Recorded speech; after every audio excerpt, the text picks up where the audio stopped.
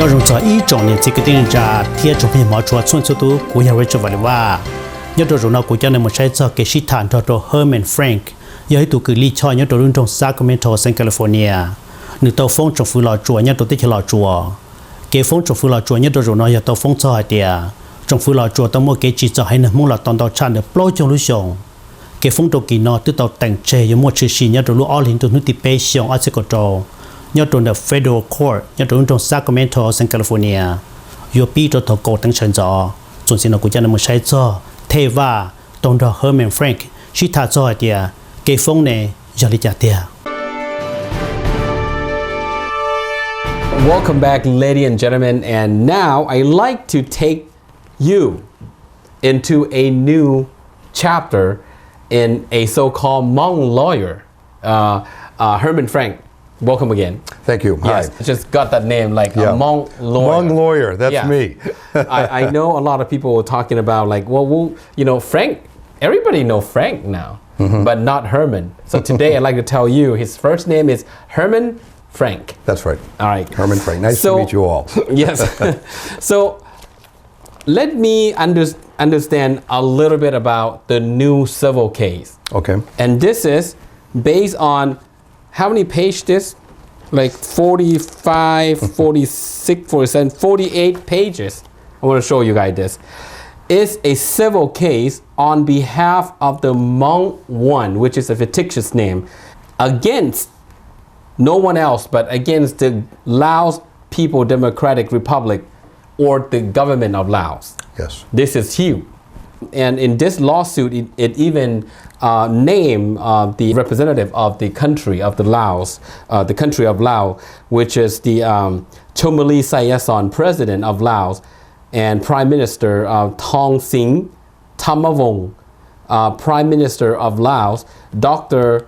Bunkert Sang Somsak. I don't have their Lao spelling, so Minister of Justice of Laos, Lieutenant General Sang Nuan Sayalat, I believe, which is a Minister of Defense, and Thong Bat Singkapon, Minister of Public Security, Lao General Bun Chan, and the country of Laos. Now, I heard about this, and that's the whole reason we'd like you to come in and maybe perhaps explain a little bit. Now, Herman, can you tell me a little bit about this case? Yes. This, by the way, goes very much kind of hand in hand with the other case in this regard. Part of the point of what the defendants in the criminal case got caught up in is an overall effort to solve the problem of the what I call the atrocities in Laos. Okay. So they were coming forward saying, you know, one wanted to do a documentary. Even if we can't solve it, let's film it. You know, that was the idea. Okay, Right. just preserve it. Right. But there's a general concept here is what can we do about that? There was an effort where they went to the United Nations and they gave quite a bit of evidence and information to the UN. Sure. The UN actually listened to it. There were some efforts where Ed, you mentioned him before. Sure. He went out there and Ed Zendry. and there was some work done on that. Under the fact findings? Yeah, and all this good work was done, but unfortunately, to make a long story short, nothing happened. I mean, in Laos. It didn't change Laos. I mean, they did everything before, they don't do anything. When I figured all that out, I was aware from law research I've done of a very odd US statute that it's called the Alien Tort Claims Act. And it's an old statute.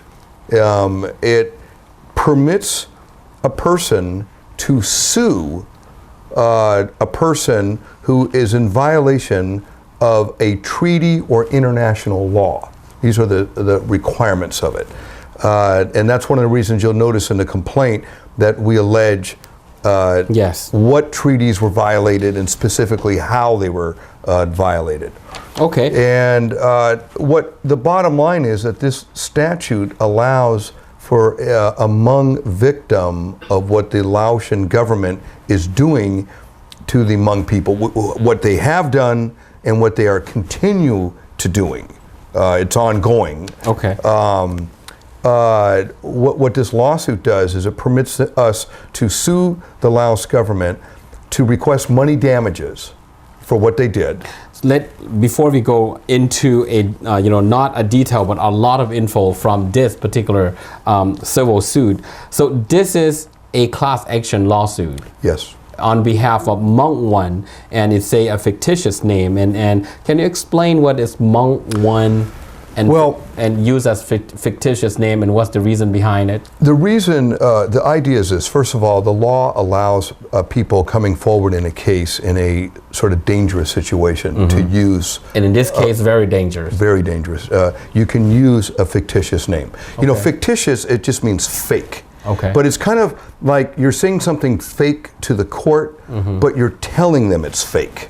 So you're not saying like, my name is Hmong 1.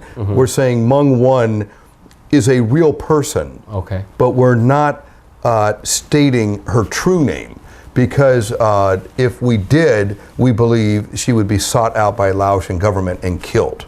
Sure. And so and that will give us a basis to use Hmong 1. Okay, and my next question, of course, is what made you as a lawyer in the United States have enough evidence or sufficient solid evidence that you can file a lawsuit against a country such as Laos? And as we know, Laos is a communist country. And the second part of the question is, where do you file this lawsuit? Is it at the federal court? What federal court? Is it international court? Tribunal court? What can you tell us a little bit about?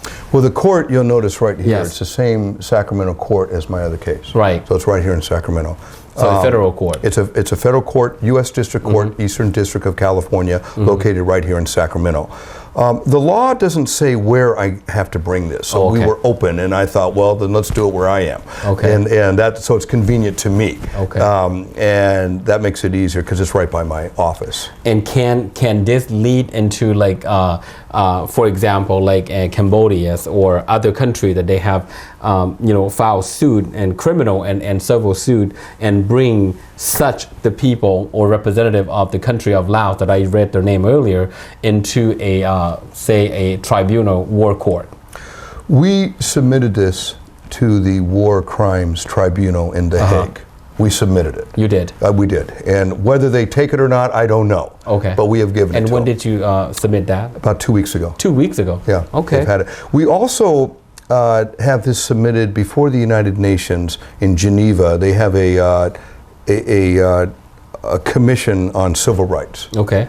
And one of my contacts, Mr. Lee, got me involved in this, and he filed a petition there that I am now his counsel on, that says what is going on against the Hmong people in Laos violates the peace treaty made at the end of the Vietnam War. And I thought it was a very smart idea.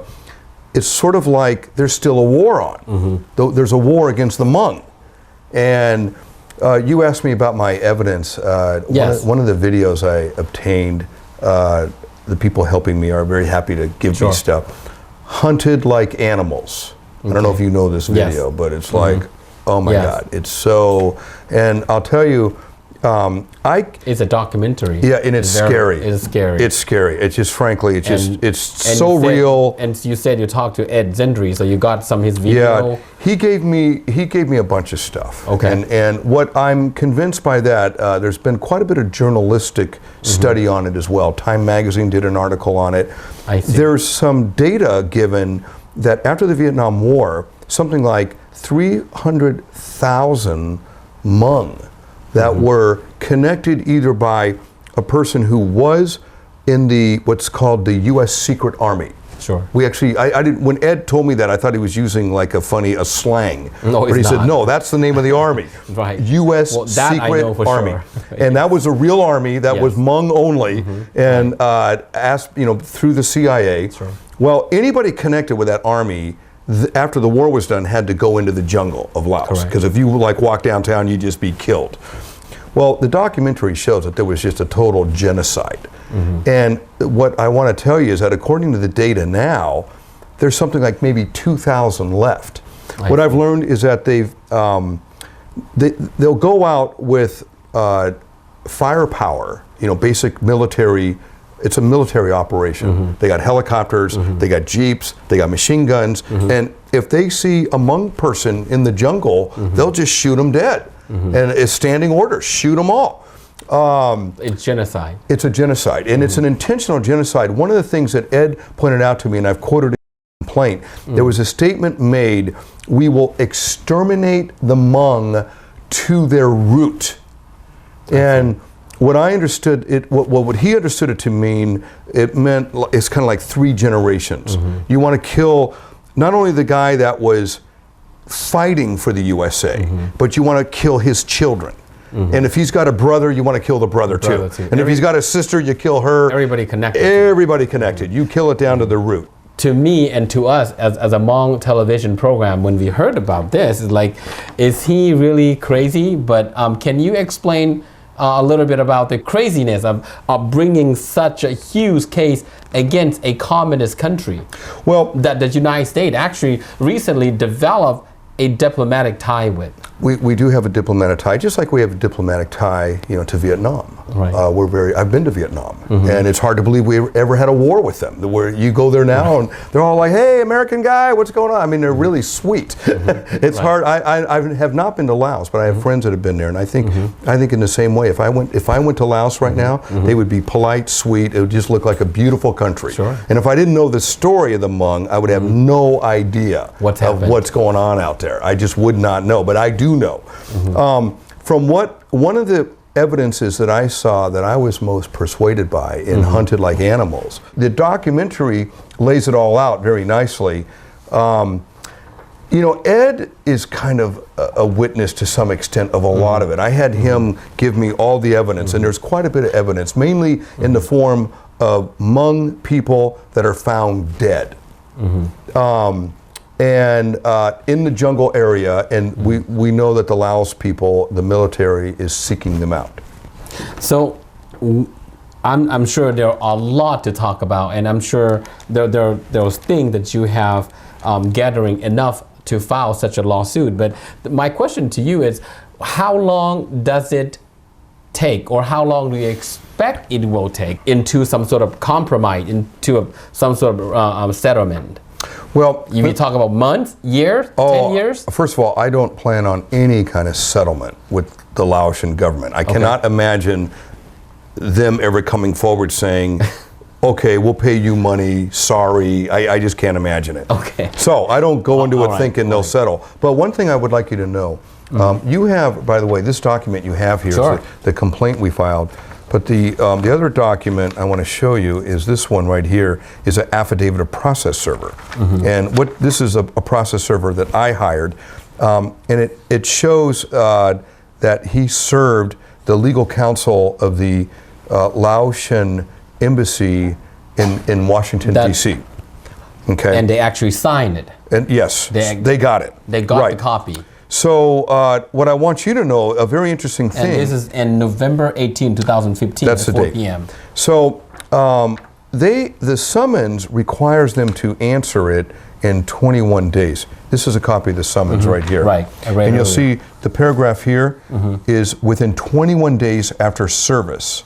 Okay, exclusive of the day of service. So you start counting on the 19th. On the 19th. And let me just tell you, it's been more than 21 days. And they did not answer, right. Okay. So as a result, we will be taking a default against the Laotian government. For not responding within a reasonable... Within 21 days. Within 21 days. Yeah. Now, where does the 21 day came from anyway? Federal government rule. Okay. I mean, state law is 30. So I don't know where 21 comes from, but it used to be 20. Okay. And then they moved it to 21. I don't, whatever. But they did sign that they received this copy of the lawsuit. Right here. Right. And right there. They got it. And it's signed by Lao General Bun Chan. Well, this is to everybody. To everybody. Yeah, and the okay, I see. We got it right here to the Democratic Republic That's who he took it on behalf of. We only serve the government. The government. So now, the other thing we've learned though recently, which is a good thing, is we found some federal cases that allow us to serve the other defendants by FedEx. By FedEx. So on Friday, I sent it out a FedEx to the president. Of Laos. Yeah, so he'll get it like today or tomorrow or something. You think he'll sign it? Let's see. Let's see. Let's see. I'll get it on FedEx. You know, it'll come back. That's why it's so amazing that when we heard about the case, like I got to talk to Herman about this. Yeah. And, well, I'll tell you. When we see all of these things, it's not like amateur. This is serious stuff. This is very serious. Right. To the Hmong people though, it's life and death, and bringing such a lawsuit, it's never heard of. So my next question to you would be, what really motivate you and think that you can actually have a way to file a lawsuit against the Lao government? Why no one thought of this the last 40 years? I don't know why. This law has been there since like the 1780s. See. The law I'm coming under, I will tell you. And guys like Marcos of the Philippines, he got sued under this, the whole regime. Okay. You know, I'm sure you heard about all these war crimes in former Yugoslavia. Sure, yes. And what they were doing there, it was terrible. You know, they were using rape as a weapon of war. Well, that violates the Geneva Convention. There was a lawsuit in New York against all these Serbian people doing that. And the same kind of case. And so the law has been there. And I don't know, I think part of the dilemma is, I don't think anyone ever looked at that alternative. Everyone was thinking, let's go to the United Nations. They're going to help us. Let's go to the President of the United States. They're going to help us. And the fact is they didn't. I'm a little bit surprised that there hasn't been more help to the Hmong people. I don't get it. I don't really understand it. So when I first heard that whole mess, I think in the first discussion, right away I saw my first case as that one, but there was the bigger issue about why they were sitting in that RV in the first place. Which is like, they know their brothers and sisters and cousins are being slaughtered. And they want to put an end to it. And they want to bring justice to it. They want. And this is kind of a connection. Actually, this is the main connection to the case, to that case. Totally connected. Totally connected. Totally connected. So I decided I would do it, but I needed a plaintiff. I need a person who has lost either a child or a spouse in this environment, and I now have one. So Mr. Lee helped me on that with Hmong 1. That's good. I now have one. And by the way, let me also say, I have another one that's come up since then. I so see. there is a Hmong 2. As a reporter, and as what we know about the Hmong, and Hmong myself and part of the group, we know there are a lot, but a lot of people, not just one or two, but the question is, how many people actually willing to get involved personally, directly with the case? What do you think?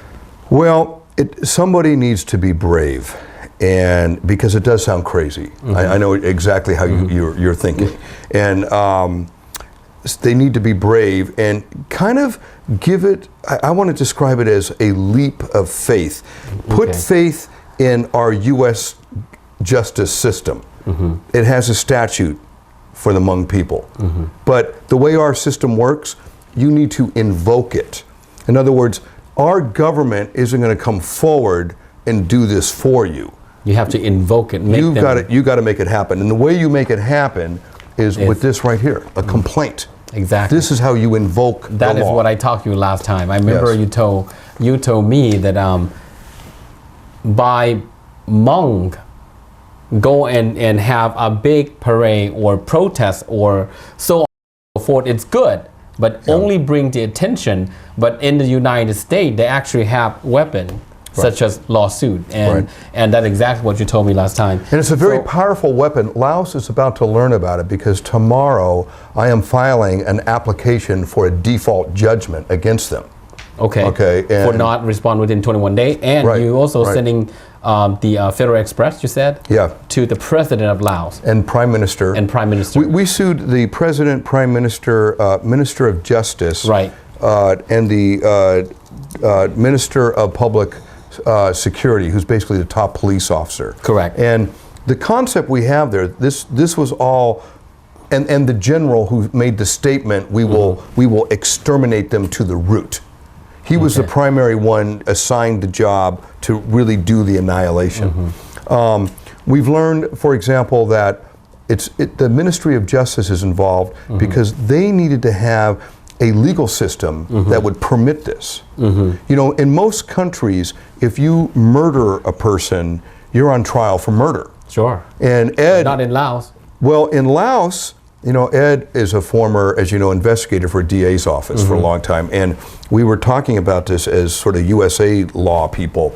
But if I walk to Laos, if I go into downtown Vientiane right now in Laos, and I shoot a person, then you'll be arrested. I'm going to be arrested. Right. They're going to take me to, and we actually cite in here their criminal code. Sure. Murder is against the law in Laos. There's a, you know, and you know what? I got news for you. Most countries have a rule against murder. Sure. It's not just a weird little law that we have. Everyone has that. And I don't care how, even North Korea probably has a murder law. Sure. Okay, no matter how like communist it may be. I see. Okay, so they needed to relax the murder law on Hmong people. So here's the law of Laos. It goes like this. Murder is against the law unless it's a Hmong guy who has some connection to the U.S. secret army. I see. What I've been hearing about is the main issue is that they are just so angry that the Hmong people help the USA side.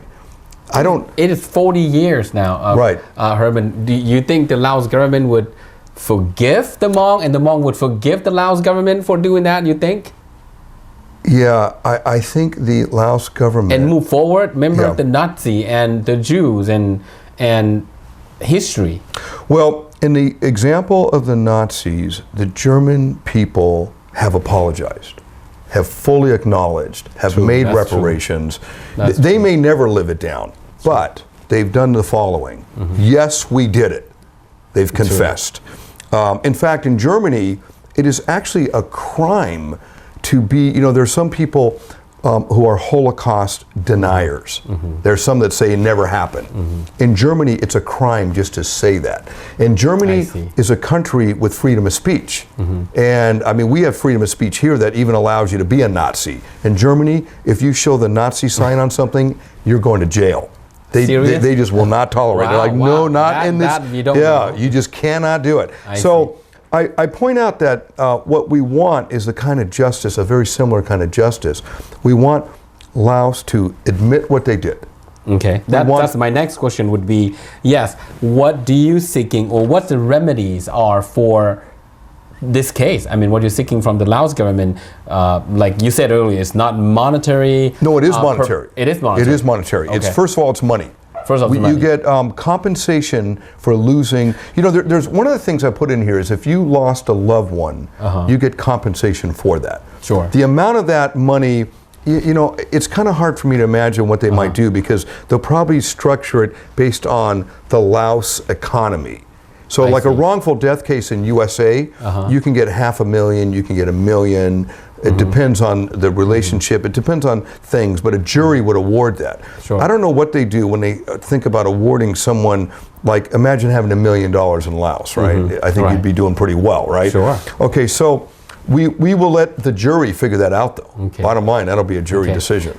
Now, can you, I'm sure all of our audience are not completely understand the whole case and so, you know, same thing with us. Can you walk us through a little bit and say now the status of the current case and then what's the expectation of the case and where would it go? How would this case end up being somewhere somehow? Well, first of all, the status will take an interesting change tomorrow because we're applying for a default. Okay. And a default happens when you don't answer the complaint. So if somebody sues you and you don't answer, they win. It's kind of like, hey, you got to answer the complaint. Like we go to court, if you got a, you know, like a traffic ticket, if the cops not show, or you win. You win. That's right. Okay. Cop doesn't, it's kind of like a default. I just want to give a you know, by the way, theory. I want you to know though, they've fixed that problem by allowing the admissibility of the ticket itself now. Oh, I see. That's not so simple anymore, I'm afraid to tell you. Okay. But what this is about is that Laos government did not answer, and they need to. And I think I think their attitude is probably similar to how you've expressed this. This is crazy. Right. You can't possibly be serious about suing us. If I'm telling people right now, they probably right. say the same thing. Well, I think this is what the Laos embassy probably told. Their Office of General Counsel received this thing. I'm sure they didn't just... And they did, right. They got have it. Proof that they did. They signed it, and they didn't respond. Right. I think someone must have said something like, this case, there's no way that they can possibly get any money from us. This is crazy. And so just ignore it. So they've ignored it.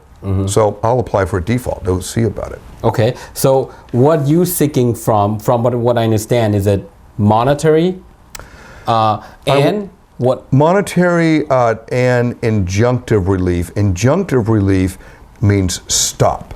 Don't do it again. Right. Don't do it anymore. Any apology you're asking for? Any perhaps like it's interesting. Officially apology to certain group of people? This is all about accountability. Accountability. So okay. we can hold them accountable, but it's interesting. The way the law works, they will assess damages against you, but they won't say you must apologize. Okay. There's no provision in the law to require that. But I hope Laos will do that. So we'll see. I don't know if they will or won't. I hope they will, but I don't know. Okay. We'll see what they do. I expect them to avoid this. The Marcos regime did it. They just avoided it. It was a default case. And for how long?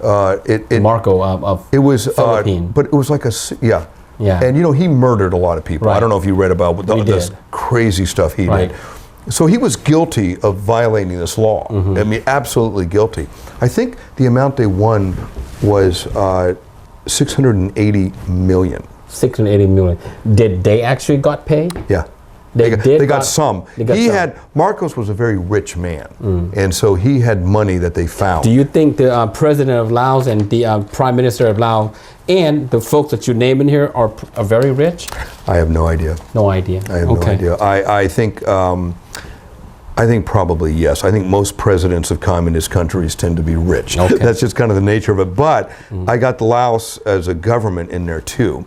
I don't really expect Laos to be rich. I don't look at Laos as a rich country. Regardless. Yeah. So, but I think what I'm hoping, whether we really collect money on this, we'll see. Okay. But I hope we bring about, it kind of reminds me of the plight, the Armenians have with the Turkish government. I see. Armenia claims a genocide that the Turkish people did long ago, and Turkey will not acknowledge it, will not do anything about it. It's like it's a real hot subject over there, and they just won't do what Armenia would like, which is admit you did it. I mean, if it happened, the good news is Armenia will be fine. The people of Armenia are fine. They got, they were able to stand back up and get going, and in a way, the Hmong people left in the jungle, there's only 2,000 left. From what I understand, Hmong people are allowed to walk the streets of Laos as long as they weren't involved in that secret war.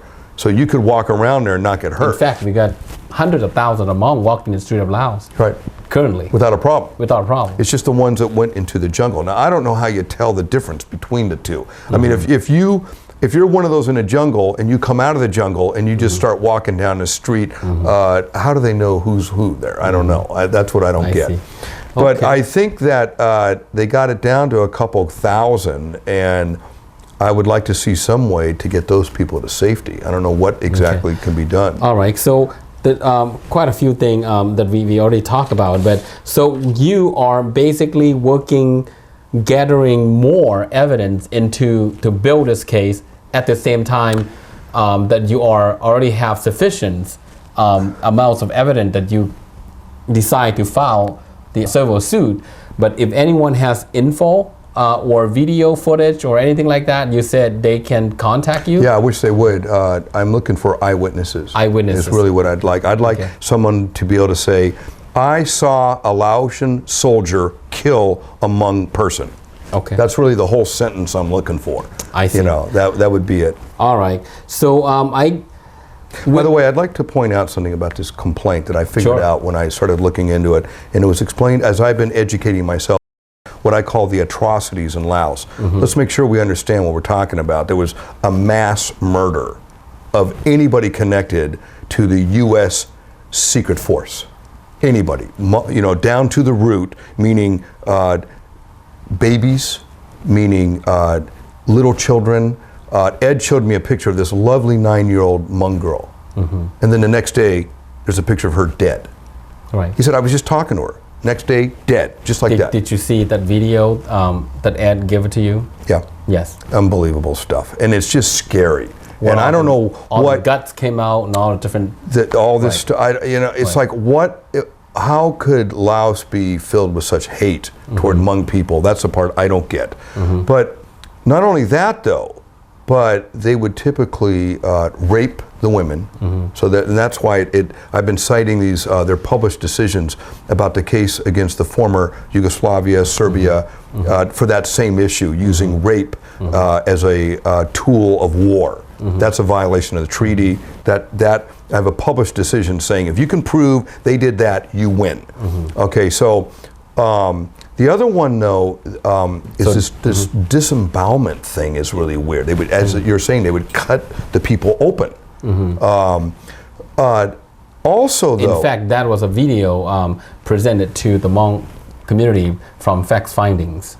The other thing, though, is they poisoned the entire environment of Laos. I mean, it's a shame. You know, interestingly, when we did our research on the criminal code of Laos, one of the criminal codes they have, it is against the law to destroy the forest, the jungle. It's a crime. It's a great law. Well, they are obviously guilty of destroying their own jungle because what they did was they poisoned it. And they've dumped stuff. There are eyewitness reports of dumping powders from the sky that come on down and just kill everything. The entire ecosystem, the water, the food, the trees, if you get it on you. So the people have been dying not just by gunshot wound, but also if you go drink water in the wrong place, you're going to die. And there's a lot of, it just kind of wiped out everybody. Okay, well now, Frank, the last thing I'd like to just ask you is that from the first time I spoke to you last time, which it's about the case against the U.S. government and the agents with the other case, but now it comes to this case. I wonder what did the new civil case made you change of your thinking about the Laos government? Did it made you aware a lot more about the Hmong people and their plights and their sufferings and things like that? Can you share a little bit what and I was hoping that wise motivate you to take on such a huge case. Well, let me first tell you that I saw this the first time I saw this case, the one with Mr. Decker of ATFE. That is when I got introduced to this case. Right. And it has been I have tried to get a plaintiff to go forward. I've been working on that for years, trying to get somebody. Nia has been helping me a lot on that. I've gone to some of these meetings. I've been talking to the right people.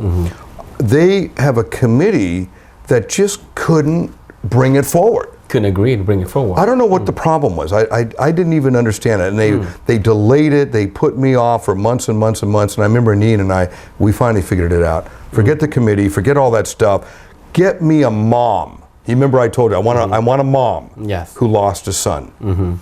What I got instead, I got a wife who lost a husband. That works. Okay, so I got one. Okay, and now we can do it. If I had found her 2 years ago, you see this decision, you see this 12 right here, that's the file date. If I had gotten that 2 years ago, 3 years ago, I would have filed this 2 or 3 years ago. I've been waiting, and I finally got one. So it's not that I've recently figured it out. I figured this out 3 years ago. Okay. I've just been looking for a plaintiff. Wow. I got one. Well, and by the way, like this is how things go. I knew it would happen this way. If I got one, I would get another. We talked about last time. I got another one. Right. I got a second one. There is a Hmong too. I'm going to name anybody who's a plaintiff. We're not going to use their real name. We're going to use Hmong 1, Hmong 2, Hmong 3. I think I actually have a total of 3 new ones coming, and for a total of 4. total of 4. Hmong Yeah. 1, Hmong 2, Hmong 3, and Hmong 4. Right. Which is on behalf of the fictitious name for the Hmong. Right. That means a real person. The real person. Who has lost a loved one. Okay. That's it. Wow, I don't know where to start, but ladies and gentlemen, I'm just so happy, Herman, today that you come in and actually share a little bit about the new civil case against the Laos government, as well as give us the follow-up on the civil case against the United States government and the agent. So I guess at this point, a lot of Hmong will be surprised. A lot probably go like, what happened in the past 40 years? Why wouldn't anyone thought of this? Right. And then also, they're probably going to, we're going to list your number and then your office number, and they're probably going to call you. I just want to say one thing. This is why communist governments is very common under a communist regime. That one of the first things they do, they eliminate the whole legal profession. If you don't have people like me around, then you don't have anything to worry about if you're like one of these people. This is why they don't like lawyers, because we do this stuff. And in USA is a land where we got a whole lot of lawyers. You know, a lot of people, if you go to China, I've spent a lot of time in China. There are a lot of people in China, they don't even, what do you mean lawyer? What is that? You know, what do you do? What do you do? Oh, we go to court and argue on behalf of defendants who are accused of crimes. Oh God, we wouldn't do that here. Oh, okay. You just go to jail. You know, you don't have a lawyer saving you. You confess, you go to jail, end of story. So it's really a question of just following, I would say, the USA culture. This is a law culture we have. And this country was built by lawyers. It's controlled by lawyers. They are the people that know how to make the laws. Now these laws have already been made for me. I'm not the guy who made them. I'm just invoking them. Just invoking them. But you need someone like that to invoke them. Sure. Well, last word. Any last word for our audience? I want you to know that to get justice in the United States, you have to play by the USA rules. Those rules require evidence, and you can't avoid it. I need witnesses, I need photographs, I need whatever I can get. Now I've got stuff. Hmong 1 is a witness. I do have witnesses. I do have photos. I want more. And so if anyone has stuff, please contact us. Thank you. Well, thank you very much, Herman, for coming today and share quite interesting new cases along as the follow-up case. So we hope to speak to you soon to follow up on these cases and perhaps Hmong 1, 2, and 3, and 4. Excellent. Thank you. Let's see how it goes. Thank you. Thank you. 一种的这个定价，贴中朋友们说从这度讲中一点，中标呢有比海呢都路20度的北向啊这个州，比头高等身在呢种的 Federal Court 呢种Sacramento San California，古要 Rachel 话那个种的错人说都被马新知道。